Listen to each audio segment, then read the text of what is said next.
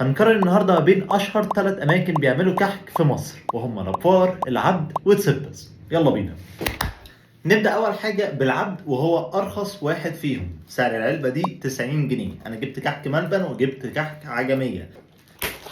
اول ما بتفتح العلبه بتاعت العبد بتلاقي الرصه اللي هم بيرصوها كل سنه، زائد ان هي معاها البتاعه بتاعت السكر دي اللي هم الصراحه متميزين بيها. بس هم ناقص بس ان هم يعملوا الكيس بتاع السكر سهل الفتح، عشان حقيقي غلبني وبهدل لي الدنيا خالص. اول ما فتحت الكحكايه بتاعت العبد كان باين قوي فيها السمسم، يعني كان باين حب سمسم كده اصلا موجود. وغير كده اول ما دقتها برضو طعم السمسم كان باين قوي، وريحه الكحك برضو كانت حلوه. بس المشكله ان هو كان بيمسك في البق قوي زياده عن اللزوم، يعني انت بتحس ان انت متكلبش كده وانت بتاكلها. وغير برضو نقطه ان هو بيمسك في البق، الحشو بتاعه كان ناشف قوي، تحس ان هو متكتل كده. وغير كده اصلا هو طعمه ما كانش باين قوي برضه. مشكلتي بس مع الكحك بتاع العبد ان هو بيلزق قوي في البق، بس غير كده هو طعم السمسم نفسه فيه باين. فانت لو بتحب الحاجه اللي فيها سمسم فالكحك ده لذيذ.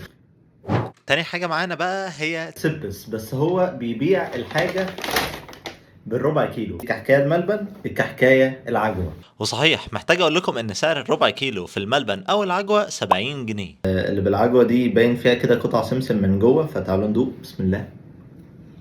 طعم السمسم فيها واضح، بس العجوه الصراحه جايه من بعيد كده خالص. السمنه نفسها مش تقيل قوي لدرجه انها تقعد تلزق في بقك زي بتاعه العبد مثلا، بس هي لطيفه.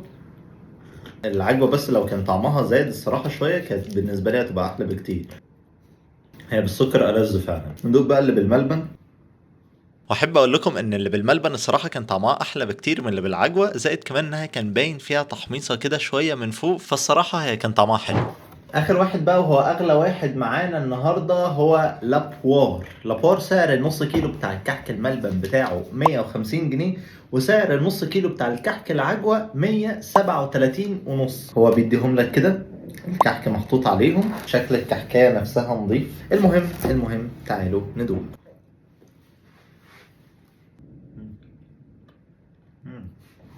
طعمها حلو قوي دي. لا حلو.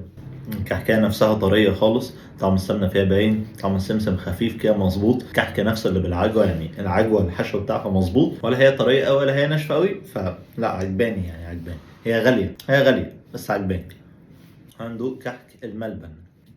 لا الملبن متحجر شويه. بسم الله. كحك العجوه هنا حلو قوي، بس كحك الملبن لا.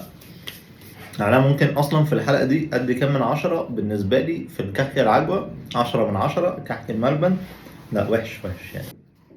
بعدين مش حاسس بطعم العين جمل فيه. يعني ده هو كحك عجوه، هو تمام كحك بالعجوه، بس ده كحك ملبن وعين جمل. بس انا مش حاسس بطعم عين جمل. بس يعني طعم الكحكايه نفسها بوجه عام الصراحه حلو، والعجوه نفسها طعمها حلو. فبالنسبه لي انا فضلت ده ها. فاستنوا بقى، انا هاخد جوله كده في الحاجات كلها تاني، وبعد كده هاجي ارتب لكم الدنيا فيها ايه.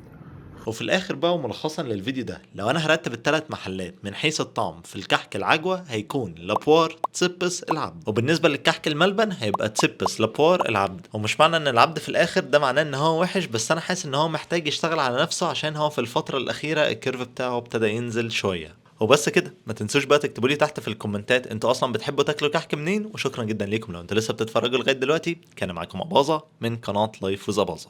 سلام.